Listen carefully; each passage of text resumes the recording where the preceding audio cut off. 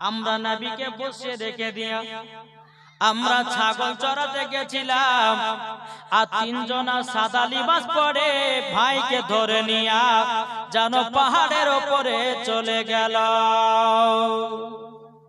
হযরত মা হালিমা রাদিয়াল্লাহু তাআলা আনহা তিনি বলছে, বেটা গো, আমি তো আর আমিনার সামনে মুখ দেখাতে পারবো না। যদি আমার দুধ বেটার কিছু হয়ে যায়, আমি তো আর আমিনার সামনে মুখ দেখাতে পারবো না। বাবাজি মুসলমান ভাইরাও, এ সোনা মানিকেরাও, মা হালিমা রাদিয়াল্লাহু তাআলা আনহা তিনি বাবা এক পা দো পা করে যখন বাবা আপনার চলতে লাগলো পাহাড়ের কাছে, যেতে যেতে যেতে আমার নবী মুস্তাফা পাহাড়ের উপরে বসে আছে। এদিকে মা হালিমা বলছে, গো দুধ বেটা জলদি করে পাহাড় থেকে নেমে এসো। আমার নবী মুস্তাফা এক পা দো পা করে পাহাড় থেকে নামলো। মা হালিমা বলছে, বেটা তোমার বুকে নাকি ছুরি ঢুকিয়েছি, কি জানো গোশতের টুকরা বের করেছি। আমার নবী বলতেছে, বলে মা গো, আমাকে তিনজনাতে সাদা লিবাস পরে জানো পাহাড়ের উপর ধরে নিয়ে গেল, আমার বুকে একটা ছুরি ঢুকালো গো মা। গো মা জননী, ছুরি ঢুকায়ার পর কি জানো একটা গোশতের টুকরা বের করে দিল। তখন মা হালিমা বলছে, বেটা দেখি তোমার কাটার ডাকতে দেখতে যাই। যেমন জামা খুলে দেখেছে, আল্লাহর কি কুদরত, চুল পরিমাণের বাবাজি কাটার দাগ নাই। জোরে বলেন সুবহানাল্লাহ। বাবাজি মুসলমান ভাইরাও, এ সোনা মানিকেরাও, মা হালিমা রাদিয়াল্লাহু তাআলা না তিনি বলতেছে, বলো গো বেটারাও, তবে শোনো গো, তোমার আজকে 6 বছর হয়ে গেল, আমি আর আমার বাড়িতে রাখবো না। যদি তোমার কিছু হয়ে যায়, আমি আমিনার সামনে মুখ দেখাতে পারবো না। যখন এই কথা বললো, বলার পরে বেরাদ ইসলাম মুআজ্জাজ সামানিকেরাও, মা হালিমা রাদিয়াল্লাহু তাআলা আনহা বাবাজি নবীকে সঙ্গে করে নিয়ে বাবা যখন আপনার মক্কা চলে গেল, চলে যাওয়ার পরে বলছে, বলো গো আমিনা, আমি তোমার বেটাকে আমার বাড়িতে 6 বছর রেখেছিলাম। ওগো আমিনা, তোমার সন্তানকে তোমার বুকে দিয়ে গেলাম, নাও তোমার সন্তান নিয়ে নাও। বেরাদ ইসলাম মুআজ্জাজ সামানিকেরাও, এদিকে মা আমিনা রাদিয়াল্লাহু তাআলা আনহা তিনি বলতেছে, বলো গো আমার আমি হালিমা, তবে শোনো গো শোনো, একটু আমার আব্বার কাছে দেখে যাও। মা হালিমা রাদিয়াল্লাহু তাআলা আব্দুল মুত্তালিবের কাছে গেলেন। যাওয়ার পরে বলছে, গো আব্বা হুজুর, আমার বাড়িতে তো আপনার পোতাকে 6 বছর রেখেছিলাম, আমার দায়িত্ব শেষ, আমাকে এবারে বিদায় দেন। হযরত আব্দুল মুত্তালিব বলতেছে, বলো গো আমার হালিমা বিটি, তবে শোনো শোনো, তুমি আমার পোতাকে 6 বছর মানুষ করেছো, তোমাকে তো কিছু দেওয়া লাগবে। মা হালিমা বলছে, বলো হুজুর গো, আপনার পোতাকে আমি মানুষ করি নাই, আপনার পোতায় আমাকে মানুষ করেছে। সুবহানাল্লাহ। বেরাদার ইসলাম মুআজ্জাজ সাবানিকরাও, এ সোনা মানিকেরাও, যখন বাবা যে কথা বলো, হযরত আব্দুল মুত্তালিব বলছে, বলো গো হালিমা, ও গো হালিমা, তবে শুনে নাও, তোমাকে 6 বছর মানুষ করেছে মানে। মা হালিমা বলছে, বলে হুজুর গো, আমি যখন আপনার পোতাকে আমার বাড়িতে নিয়ে যাই, আল্লাহ এত বরকত দিয়েছিল, আল্লাহ এত বরকত দিয়েছিল, 3 বেলা 4 বেলা খেলে পরে আমার বাড়িতে খাবার কমতো না। সুবহানাল্লাহ। বেরাদার ইসলাম মুআজ্জাজ সামানিকরাও, এদিকে আব্দুল মুত্তালিব বলছে, গো হালিমা, তবে যাই হোক না কেন, আমি তোমাকে কিছু ইনাম পুরস্কার দেব। হযরত আব্দুল মুত্তালিব বলছে, গো হালিমা, আমি তোমাকে 1 নয় 2 নয় 100টা উট দিয়ে দিলাম। জোরে বলেন সুবহানাল্লাহ। মা হালিমা বলছে, আল্লাহ আমাকে তো 100টা উট নিয়েছে, 100টা উটের লাগাম তো লাগবে, কিন্তু টাকা নাই। মা হালিমার মনটা খারাপ। এদিকে আব্দুল মুত্তালিব রাদিয়াল্লাহু তাআলা আনহু তিনি বলতেছে, বলো গো হালিমা, তোমাকে 100টা উট দিয়েছি, তোমার তো খুশি হওয়ার দরকার, কিন্তু গো হালিমা তোমার মনটা এত খারাপ কেন? হালিমা বলছে, বলো আব্বা হুজুর গো, আপনি যে আমাকে 100টা উট দিয়েছেন, উটের তো লাগাম তৈরি করতে টাকা লাগবে।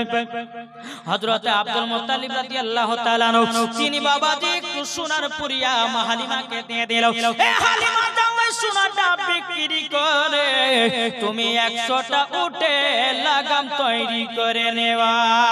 জোরে বলেন সুবহানাল্লাহ। মা হালিমা 100টা উট যখন কয়পে নিয়ে যাচ্ছে রে বাবা, আর মা হালিমার প্রতি যে নারী গেলে হিংসা করতো রে মা, ওই নারী গেলে বলছে কি ব্যাপার হালিমার কাছে এত উট কোথা থেকে আসলো? বলছে হালিমা গো, এ হালিমা তুমি 100 উট পেলে কোথা থেকে? মা হালিমা বলছো গো বোনেরা, আমি যে ছেলেটা আমার বাড়িতে আমি রেখেছিলাম তিনার দাদু জান 100টা উট দিয়েছে এবং সোনার পুরিয়াও দান করেছে। সুবহানাল্লাহ। ওই নারীগুলো বলছে হায় হায় ছি ছি, আমরা কি ভুল কাজ করলাম। আমরা যদি নবীকে বাড়িতে নিয়ে আসতাম তো 100টা উট পেতাম, আমরা সোনার পুরিয়া পেতাম।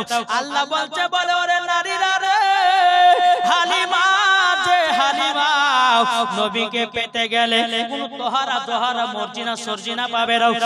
মামা নবীকে পেতে গেলে পরে তার নাম হতে হবে মা হালিমা। জোরে বলেন সুবহানাল্লাহ। সুবহানাল্লাহ সুবহানাল্লাহ। থেকে মা হালিমার জীবনী সমাপ্ত।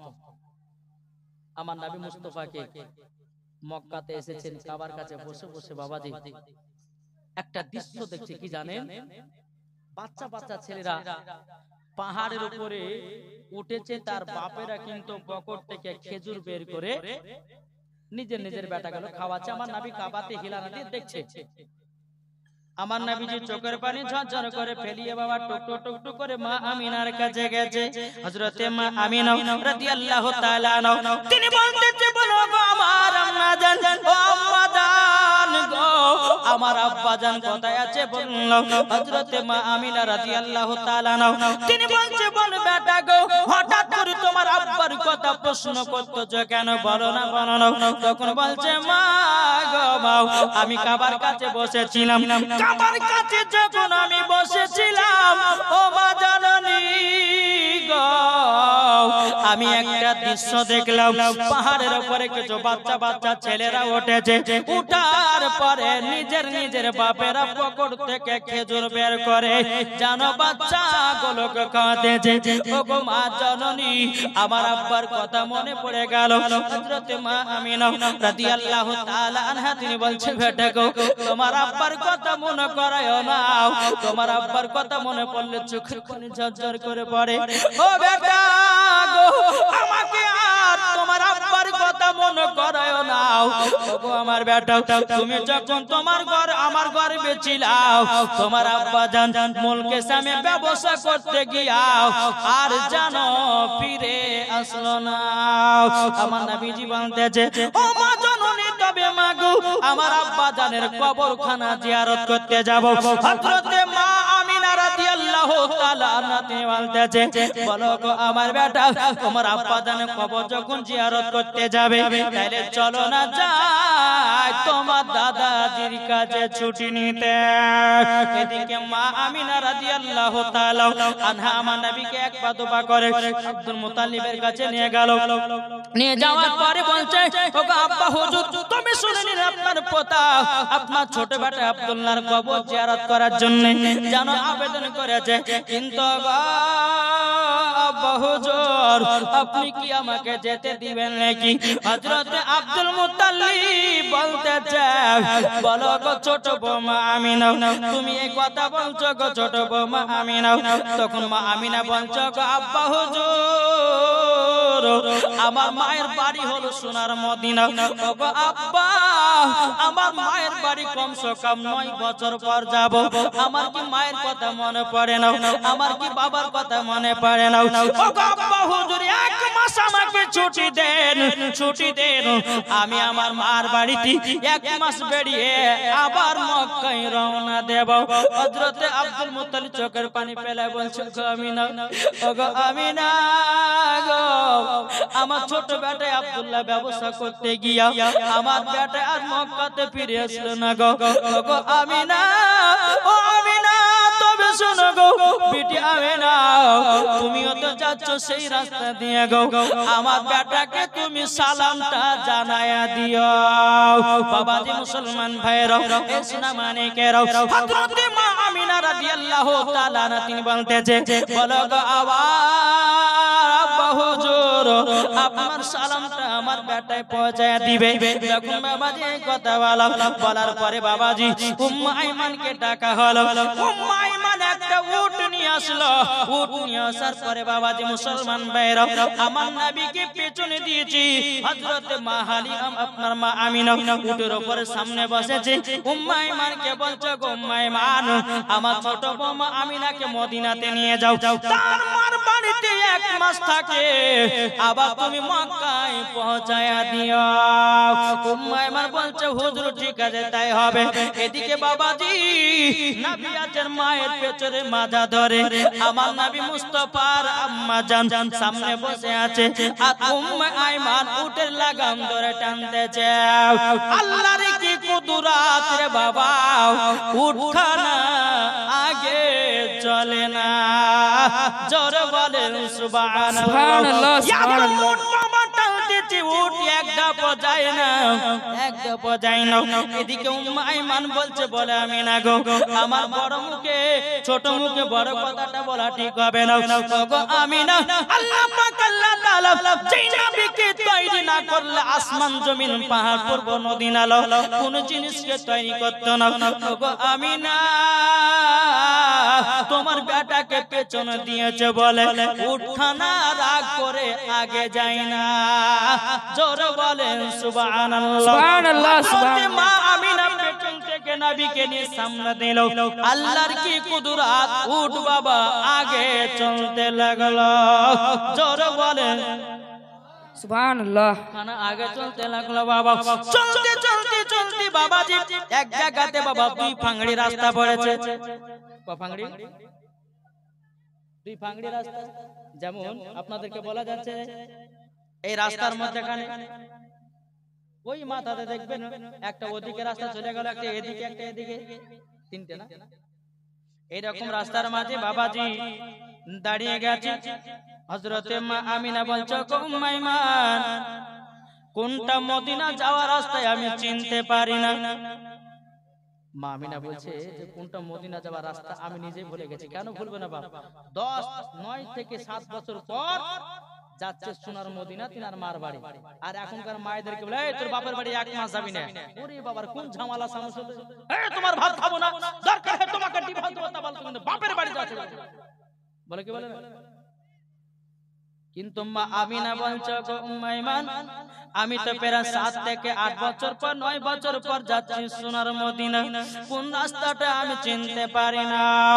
আমার নবী মুস্তাফার বয়স বাবাজি তখন বাবা 6 বছর। কত? 6 বছর। এই যুবক এই চিল্লাচিল্লি করো না, একটু মন দিয়ে শুনো।